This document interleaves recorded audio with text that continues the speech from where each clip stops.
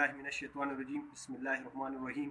زما ښځو ته واغې پاکستاني قوم ته یو پیغام دی چې کوم خلک وایي چې میری مرضي میری جسم، نو زه مولانا فضل الرحمن ته یو چیلنج ورکوم چې ته خو د کرسۍ دپاره روزي او مارچونه کې او د حکومت د ختمولو دپاره هر قسمه حربې استعمالوې. نو مولانا صاحب زه تا ته یو ریکویسټ کوم او ټول پاکستاني قوم ته یو درخواست کوم چې ته روزه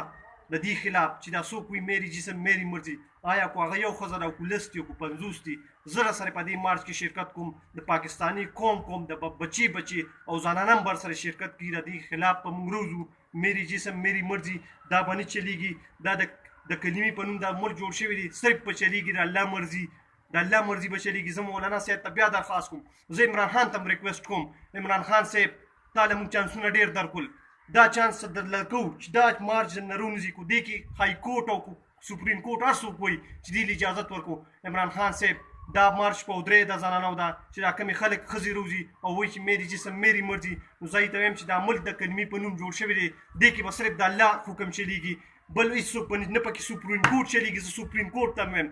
انشاءالله کو څوک روزي او کو نه روزي، دا امید د ډېر زرداد نه به پاسېږي، کو په 400 وي کو په اسلام آباد وي، د دې خلاف به ودرېږي او دوی به دې مارچ نه ودرېږي. دا د اسلام خبره زه کوم بچي دا ریکویسټ کوم چې د دې خلاف ودرېږئ، په سوشل میډیا په سړکونو روزئ. زه صرف دا درخواست مې د مولانا صاحب ته سراج الحق صاحب ته چې څومره هم سیاسي پارټۍ دي هغې کې ټول راځي، زه ورته یم چې اوس د قوم او د دین مسله ده، د ایمان مسله ده، نو ستاسو به پته اوس لګي، تاسو به د کرسۍ دپاره روزئ. څوک وایي چې د حکومت دې ختم کړي، څوک وایي دا دې وکړي ما دې دا کرسۍ راکړي، زه ورته یم چې د اسلام اوس څوک دفاع کوي نو هغه سړي به روزي. عمران خان صاحب ته حکومت کې ته نشي روبتې، خو ته به دا شی ودرې، سپریم کورټ پکې لګیا دی اجازت ورکوي، نو هغه زنانه به انشاءالله د امید د ډېر زرداد نه او د ډېر زرداد خلک او د 400 او بیا به ټول پاکستان ودرې چې دا مارچ به نه کېږي د زنانو چې دا کوم ځای نه روزي او دې کې های کورټ دغه هم چلولی دی. زه بلاول ته هم وایم بلاول صاحب چې ته دونه دغه کې وایې چې دا مارچ به کېږي او مولانا صاحب چیلنج کې، نو زه تا له چیلنج در کوم چې زه ته دا مارچ وکړه. زه عمران خان ته آرمی چیف ته سپریم کورټ ته پکې خاص ریکویسټ کوم چې دا شی ودروي، دا زموږ د اسلام د دین مسله ده، دا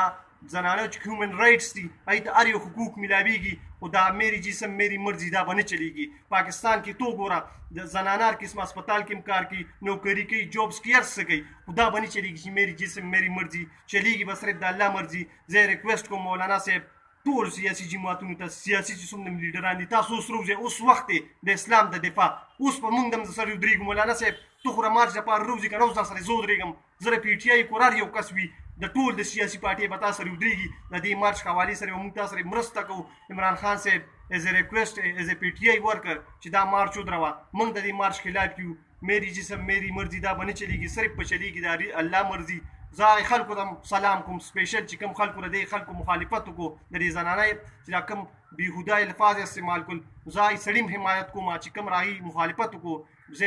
نومونه یې نشم اخیستی، خو زه هغې زیات حمایت کوم د ټول پاکستان شکرګزار چې د دین او د اسلام مسله ده او دې کې د الله دغه دی، نو انشاءالله روزو به د دې خلاف کو څوک روزي او کو نه روزي، انشاءالله زه به روزم او ټول پاکستاني قوم به روږاږم. والسلام، ډېره مهرباني.